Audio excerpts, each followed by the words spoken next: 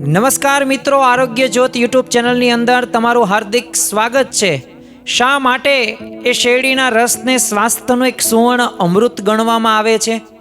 આ શેરડીના રસની અંદર કેટલા પોષક તત્વો મળે છે અને શું તમારે યુવાનીનું રહસ્ય જાણવું છે? અને શા માટે 15 મિનિટ પહેલાં જ એ રસ પીવો જોઈએ અને કોને રસ આ પીવો ન જોઈએ?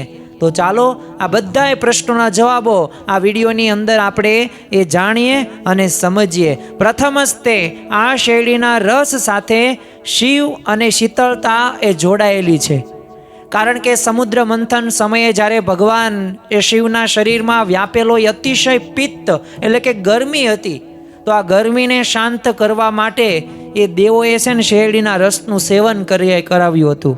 એટલે આમ કહેવાય વાત પિત્ત થી જે રોગો થાય છે એમાં પિત્તનો જો શામક તરીકે શ્રેષ્ઠ જો કોઈ ઔષધ હોય ને તો આ ઉનાળાની અંદર આ શેરડીનો રસ છે અને આ ઉનાળાની અંદર શેરડીનો રસ આપણે પીવો જ જોઈએ।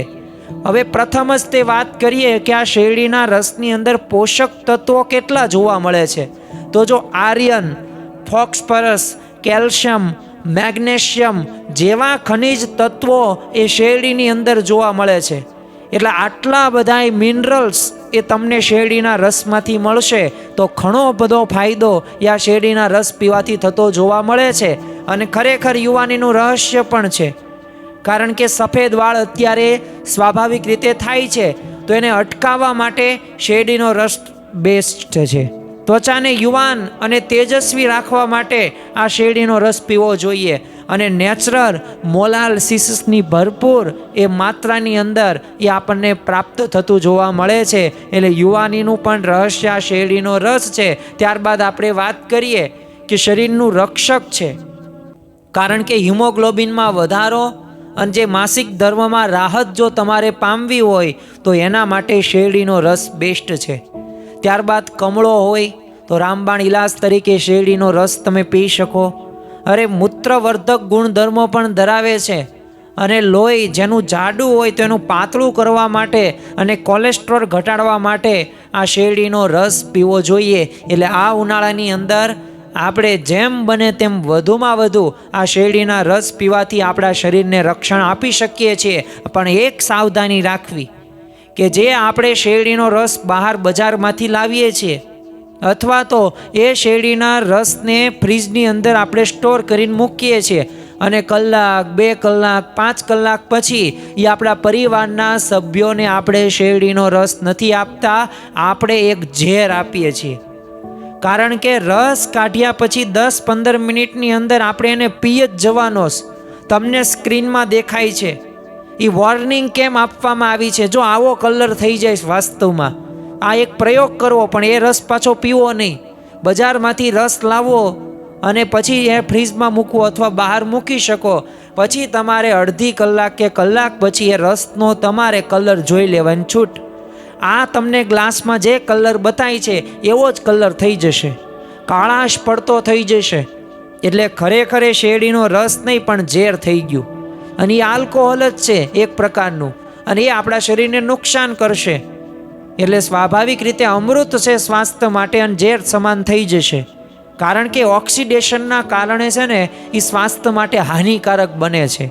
એટલે આ શેરડીનો રસ આપણે ઉનાળામાં પીવો જોઈએ, પણ 15 મિનિટની અંદર એ આપણે આ રસ પીવાથી અવશ્ય ફાયદો થતો જોવા મળે છે। અને સૂર્યપ્રકાશ અને પાચન માટે પણ આ શેરડીનો રસ એ જરૂરી છે, કારણ કે શેરડીમાં રહેલું એ કેલ્શિયમ મિનરલ્સ જે છે એ પચાવવા માટે એ વિટામિન ડી એટલે સૂર્યપ્રકાશની જરૂર પડવાની જ છે।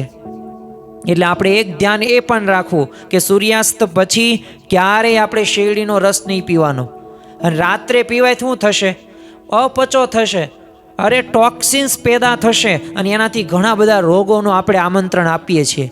એટલે સૂર્યપ્રકાશની જરૂરી ખબર પડવી જ પડે કે સૂર્યપ્રકાશ મળે ક્યારે? તો દિવસ દરમિયાન મળે, રાત્રે ન મળે તો દિવસે સૂર્યપ્રકાશ મળે ને એમાંથી વિટામિન ડી મળે, તો આ શેરડીમાં રહેલું કેલ્શિયમ પચાવવા માટે એની જરૂર પડવાની છે।